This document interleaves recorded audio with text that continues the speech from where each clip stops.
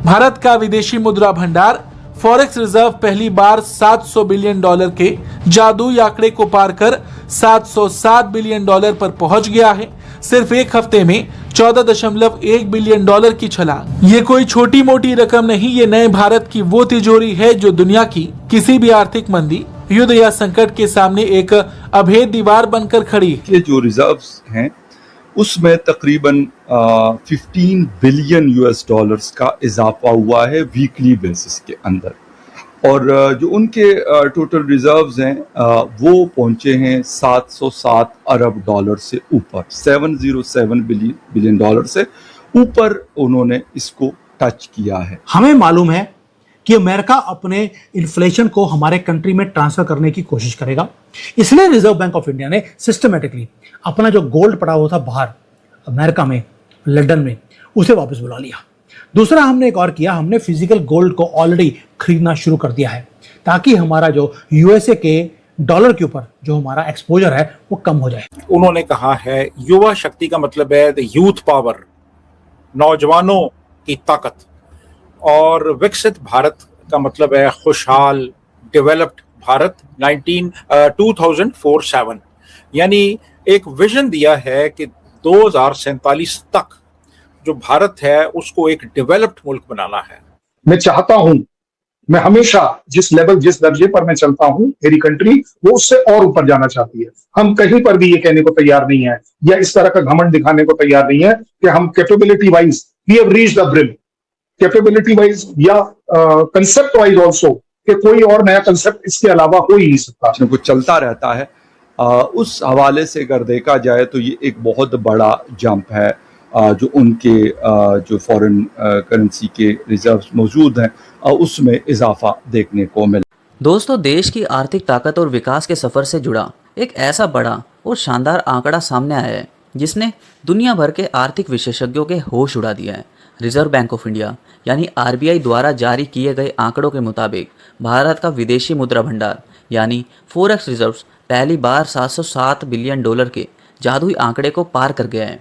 सिर्फ एक हफ्ते के भीतर $14.1 बिलियन की ये शानदार छलांग कोई छोटी मोटी उपलब्धि नहीं है, बल्कि ये नए भारत की उस मजबूत तिजोरी का प्रतीक है जो ग्लोबल मंदियों, युद्धों और अंतर्राष्ट्रीय आर्थिक अनिश्चितताओं का सामने एक अभेद दीवार की तरह खड़ी है। अगर हम साल 1991 के उस दौर को याद करें जब हमारे पास केवल $1.2 बिलियन का भंडार बचा था और हमें अपना सोना तक गिरवी रखना पड़ा था, तो वहाँ से लेकर आज $707 बिलियन तक का सफ़र ये साबित करता है कि हमारी आर्थिक नीतियाँ कितनी मजबूत दिशा में आगे बढ़ रही है। आज भारत दुनिया के सामने हाथ नहीं फैलाता, बल्कि ग्लोबल इन्वेस्टर्स खुद यहाँ निवेश करने के लिए कतार में खड़े हैं, और ये हमारी असली आर्थिक आज़ादी की सबसे बड़ी मिसाल है।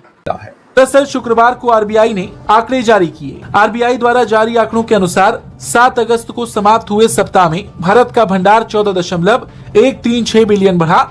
अगर हम इसे भारतीय रुपए में समझें तो ये बढ़त लगभग 1,19,945 करोड़ रुपए की है। बात हम कर रहे हैं फॉरेक्स रिजर्व्स की।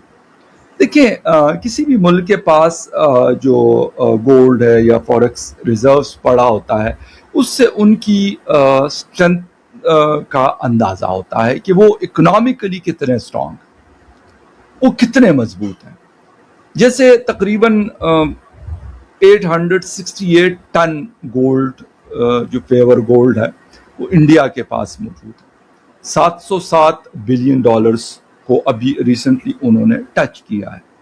ऐसी क्या चीज़ें वो करते हैं कि वो आगे की तरफ बढ़ रहे हैं और हम कर्जों पे जोर दिए हुए हैं। आखिर कोई तो वजह होगी कि 14 अगस्त या 15 अगस्त 1947 को एक ही दिन ये दो कंट्रीज एक दूसरे से अलग हुए। लोग कहते हैं जी वहाँ पे क्योंकि बहुत बड़ी तरक्की थी और ये वाला जो पार्ट था सब कॉन्टिनेंट का ये उस तरीके से तरक्की नहीं कर गया था। तो मैं तो इसलिए इस बात को नहीं मानता क्योंकि उस वक्त तो किसी को ख्याल नहीं था कि पाकिस्तान बनना है या नहीं बनना। कराची का पोर्ट भी उस वक्त मौजूद था, उसके साथ साथ बाकी भी छोटी बड़ी चीज़ें, रेलवे नेटवर्क हमारे पास उनसे बड़ा हिस्सा हमारे पास रेलवे नेटवर्क का आया जो अंग्रेज़ हमारे पास छोड़ के गया।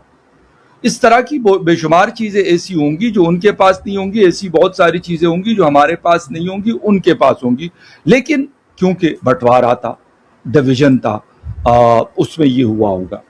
और अगर उस वक्त उनके पास कोई बहुत बड़ा मालो दौलत जो है वो अंग्रेज उनके पास छोड़ के गया था और हमारे पास नहीं छोड़ के गया था, तो ये मिथ भी गलत है।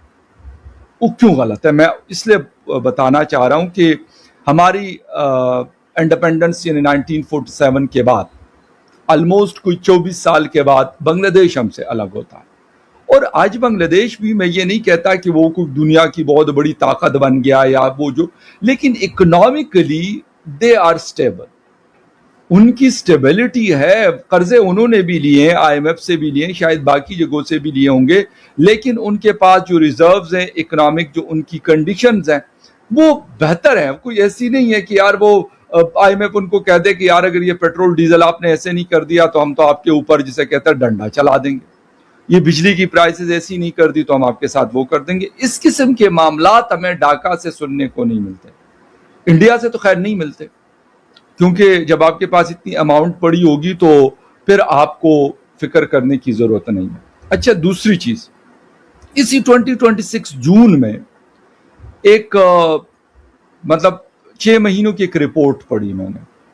उसके अंदर यह था कि जी जो ग्रोथ रेट का प्रोडक्शन थी इंडिया की, या वहाँ की मिनिस्ट्री ऑफ कॉमर्स की या मिनिस्ट्री ऑफ इकोनॉमिक्स की, उन्होंने ये अंदाजा लगाया था कि हम ग्रोथ जो रेट हमारा होगा तकरीबन 7 to 7.2 के करीब चलता रहेगा, बट उन्होंने टच किया 7.8%। उन्होंने कहा है युवा शक्ति का मतलब है द यूथ पावर, नौजवानों की ताकत, और विकसित भारत का मतलब है खुशहाल डेवलप्ड भारत 2047, यानी एक विजन दिया है कि 2047 तक जो भारत है उसको एक डेवलप्ड मुल्क बनाना है। वो एक थर्ड वर्ल्ड कंट्री नहीं होगा बल्कि वो एक डेवलप्ड मुल्क होगा। और उन्होंने एक टाइम फ्रेम भी दिया है उसमें कि 2047 तक हमने ये गोल अचीव करना है। उसके बाद फिर जो वंदे मातरम है, जो कौमी तराना है, उसको भी 150 साल पूरे हुए हैं, तो इस मर्तबा वंदे मातरम भी शामिल किया गया वहाँ पे, ठीक है। अच्छा, और लोग आए, फ्लैग होस्टिंग हुई, उसके बाद फिर 21 तोपों की सलामी भी दी गई और 27,000 लोग वहाँ पे इकट्ठे हुए जिन्होंने वो तकरीब अटेंड की। तो जो फोकस था वो यूथ के ऊपर था, वो फ्यूचर के ऊपर था, वो प्रोग्रेस के ऊपर था, वो ह्यूमन डेवलपमेंट के ऊपर था, वो सोशल और इकोनॉमिक डेवलपमेंट के ऊपर था। और जो फ्रंट रनर्स होंगे इस पूरी तरक्की के, वो युवा होंगे, यूथ होंगे, नौजवान होंगे। तो नौजवानों पे फोकस था और मुआशी और समाजी तरक्की को हदफ बनाया गया। और वो जंगजुयाना बातें नहीं हुई वहाँ पे कोई लड़ाई झगड़े की बात नहीं हुई कि हम ये कर देंगे, वो कर देंगे अफगानिस्तान को या इंडिया को, जैसे हमारे यहाँ कहा गया जी ये कर देंगे, वो कर देंगे, और हमारे पास बम है और ये है वो है। हमारे यहाँ तो कोई एक आध मिनिस्टर या चीफ मिनिस्टर कोई सिंध के शायद वो कह रहे थे कि हम जी हमारे यहाँ जो है वो जंगजी जो है उनको हम आगे नहीं लेकर आते, उन्होंने तो बहुत गड़बड़ की थी भारत में भी और यहाँ भी हमारे वाले भी गड़बड़ करेंगे। ये तो इतने डरे हुए हैं अपनी यूथ से, ये कहते हैं यूथ को आगे आने ही नहीं देना है। ये हर एक से डरे हुए हैं, ये सिविल सोसाइटी से डरे हुए हैं, ये मीडिया से डरे हुए हैं, ये जो शख्स भी जुबान खोलता है उससे डर जाते हैं। तो मतलब हर एक से डरे हुए हैं ये।